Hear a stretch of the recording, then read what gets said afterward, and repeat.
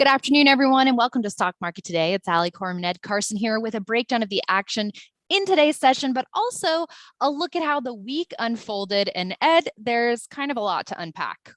Yeah, there really was. It was a wild week. The market has rebounded here late in the week. Don't have a confirmed rally, but it was encouraging after some really ugly action in the last few days and weeks.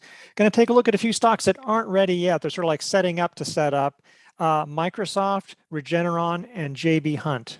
All right, let's do it first. Let's analyze those major indexes. So kicking off with a look at the NASDAQ composite here, continuing its new rally attempt with a gain of about 1.6% on Friday after that stunning upside reversal in Thursday's session. Also on Friday, we had the S&P 500 up about 1.25%, the Dow up 2.25%, the Dow up 2.5%, and the Russell 2000 also up about 2% here, Ed. So continuing to make steps in the right direction, and honestly good to see a follow-up after the powerful day that we saw yesterday. Yeah, I mean, you want strength upon strength is really what we want here. We started the week with, continuing weakness, and the rally finally, which had been looking weaker and weaker, finally on Wednesday undercut the lows on all the major indexes. The rally was dead. Thursday morning, when Russia began to invade, we plunged. I mean, really sold off really hard. And the NASDAQ was actually in a bear market territory, more than 20% below its November peak. So very ugly action, big, powerful rebound. There was a lot of volume on Thursday, not so much on Friday, but after Thursday, I mean, that wasn't gonna, that was really high. So this is nice, but you can see this, the NASDAQ, and I don't believe any of the major indexes are that close to their 21-day lines, let alone their 50-day, let alone their February highs and, the 200-day, all those things. And the all-time highs, that's like way down the road.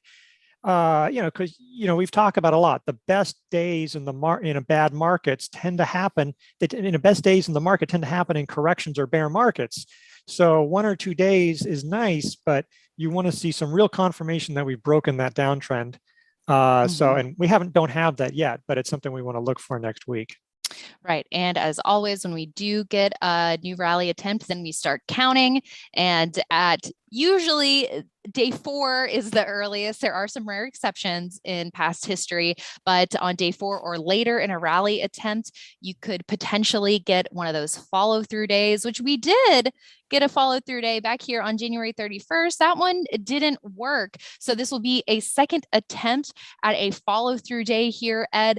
And some people are talking about, well, in 2018, in that Q4 correction, there were 2 failed follow-through day attempts before we finally did get our rally.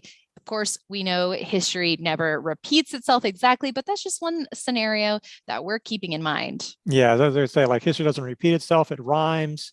Yeah. And definitely could be a situation. We could have a third leg. We might, maybe or maybe not. And so this is why, you want to wait for the market to prove itself, and then you want to have to keep proving itself. Investors should not be getting super aggressive. It's so much fun when stocks rebound from lows and you see this momentum finally after all these down days, but you have to still remain patient in this scenario.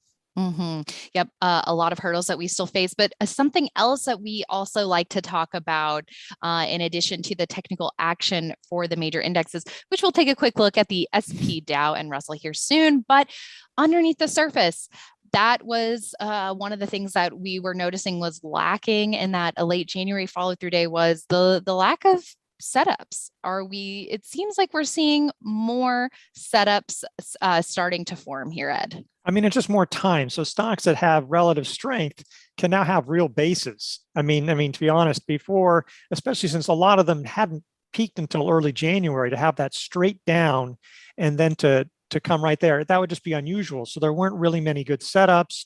The trend lines, if you saw them, are just way too sharp. So yeah, now you're going to see some more setups. We're seeing things, a number of stocks did break out in the last couple of days, flash some signals. We're going to look at some stocks that are setting up. So that's a positive. There's a lot of these sort of like engaged to be engaged kind of situations. We're not quite there with a lot of them, but you can imagine if we get a follow through that, yes, this time there might be some more merchandise to buy. Right. Yeah. If we have that next week, investors need to have their watch list ready and not get caught flat-footed if we do start seeing this rally kick into high gear. That's right. And let's also take a look at the S&P 500, which continued its upward momentum after Thursday's session, but still below many of those key levels, as you mentioned, Ed.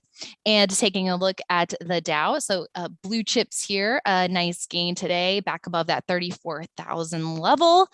And let's also take a look at small caps. So while we're at it, powering higher, trying to get back up to those highs from mid-month, and it's declining 50-day line. Let's also take a look at Microsoft now, Ed, a potential setup taking shape here. You know, this is a long-term leader, and the last time it came down to its 200-day line, we were talking about that being a potential setup. And if you rewind even after that, the last couple of times that it touched the 10-week line, you know, that's a potential area to get into a long-term leader. But just because that's potential doesn't mean that you hold it if that entry doesn't pan out. And at least, you know, this last 200-day entry didn't really pan out. No, it did not. It didn't. And I was talking about it and I was saying, hey, this looks interesting, and then it didn't work. A lot of other things.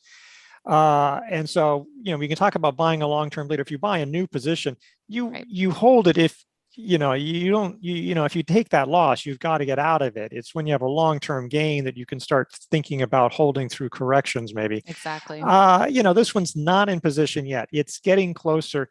You know, arguably, if it breaks through the 200-day line, it would be in a very aggressive, break. It sort of have this sort of a fairly steep trend line from that area.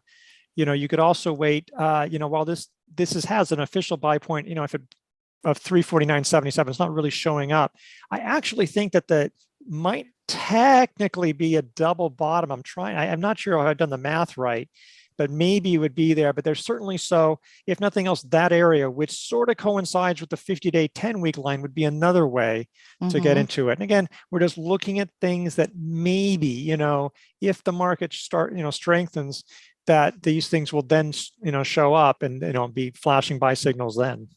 Yeah. And while that last upside reversal at the 40-week didn't pan out as a new entry, what this weekly chart is now showing is the support that this stock is getting when it is undercutting the 40-week. So a lot of nice support coming into the stock on both of those weeks. So that's encouraging to see. And a reason why, Ed, it's on your list as a potential setup to look at a proper entry if the market can continue to get its act together. That's right. All right. Now let's take a look at Regeneron, REGN. I guess we'll stay on the weekly chart here for a second. I mean, look at that tight trading action over the last, 7+ weeks now at this point. So it hasn't given up a lot of ground like so many other stocks have with the sharp sell-off that we've seen.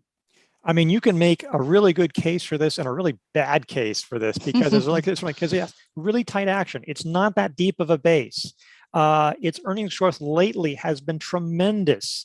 The relative strength line isn't that far from consolidation highs. Just want to make that clear, the consolidation highs, but it's been lagging for the past few years, and it's not really, you know, it's still in that regard. Next year, the earnings are supposed to fall. It's still going to be way above pre-2021 levels. I mean, there were some special COVID things.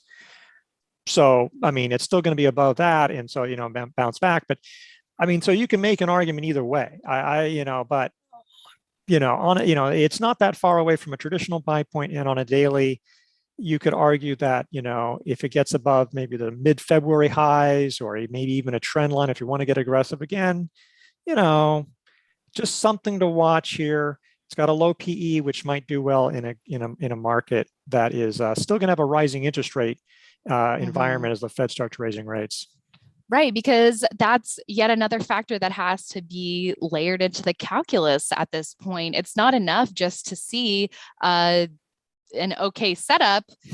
How might the market treat this stock and taking a look at a lot of the companies that are getting rewarded right now or holding up better than others are the ones with these, lower valuations. Yeah, no guarantee. There were definitely some stocks that got hammered Yeah. this week with low PE. So, Yeah. low What was PE it? is, BCC, yeah, right? BCC. So Yeah. that can happen. So it's not a guarantee, but Mm-hmm. definitely something that you might, keep your eye on a little bit more than usual. Yeah, exactly. Okay, well, trucking along here and taking a look at JB Hunt, JBHT, looks like at least intraday, it tried to trigger a trend line alert here that I have, but the last time it tried to get above the 50-day line, Ed, it hit some resistance. So it still needs to prove that it can clear that resistance, I think. Good to see it, though, holding the lows of this base and a solid move for the stock on Friday. Yeah, I know. Go look with all these things. I mean, almost everything, except unless there was a reverse trade, the other side, when the market was selling off like that, nothing holds up. I mean, look, the RS line did pretty well. Like that stock had a sort of, some stuff, and especially the last few weeks hasn't gone up very much, the stock, but the RS line has gone up nicely. So that's getting up toward highs. It did pretty well. The base isn't that deep. The growth has been strong. It should be strong in 2022. It's the supply chain issues. I mean, there's back and forth, but there's a lot of things in that regard. So yeah, I technically, yeah, it's up around a trend line. So if it got above today's highs, yeah, you can maybe buy it, but I think maybe mid-February highs might be a little safer, in that situation, just to putting an opportunity there. You just that because there's a lot of transportation plays that are doing well. A lot of that, this is one seems to be the better of the trucking firms right now, which have generally fallen off, but definitely one that could go. Okay, JBHT. Thank you, Ed. So, in terms of what investors should be doing this weekend to prepare for the week ahead, we have gotten some encouraging signs in the market, which is great. So, it seems like freshening up those watch lists, but aggressive traders may have already decided to nibble a bit in the last couple of days. Yeah, and I understand. I mean, some people do it like they do it, and I know that we did some moves as well on leaderboard and swing trader. But the thing is, especially that if you make these moves, you want to probably keep these positions small. And if you're going to make them, you're going to jump in quickly. You have to be able to jump out quickly. You can't just say, I'm jumping in early. Well, if it doesn't turn out, because we could reverse right lower. I mean, it could easily, we just fall 5% next week. I mean, that would not, it could easily happen. I'm not saying that's what's going to happen. And so those stocks are going to tumble in those situations almost surely. So if you're going to cheat, if you're going to sneak in early, you really have to be that nimble. You can't just be quick to get in and slow to get out. That is going to be, you'll get little gains off of that at times, but you'll get slammed at other times. If you did that in this last, rally, which was a confirmed rally, and then you didn't get out. Yes.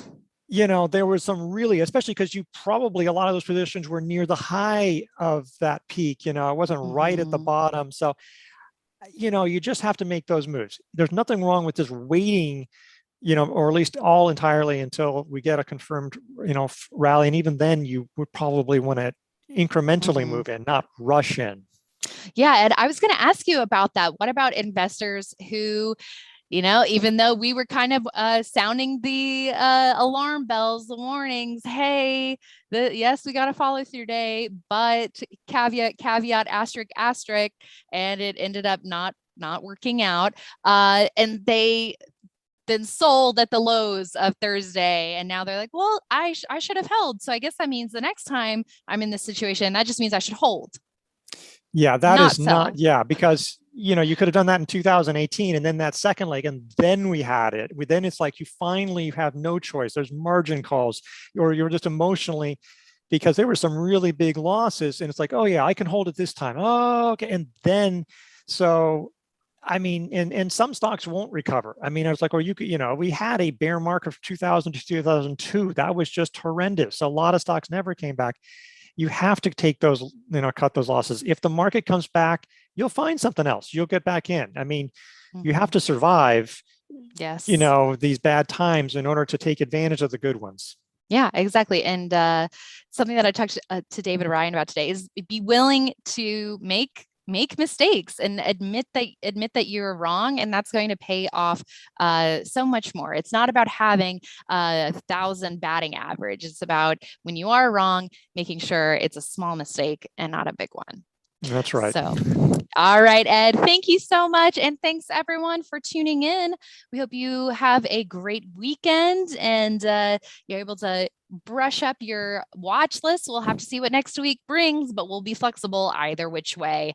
Make sure you tune in to IBD Live on Monday morning. Well, we will be back with more investors.com/IBD Live for all the details. We'll see you then.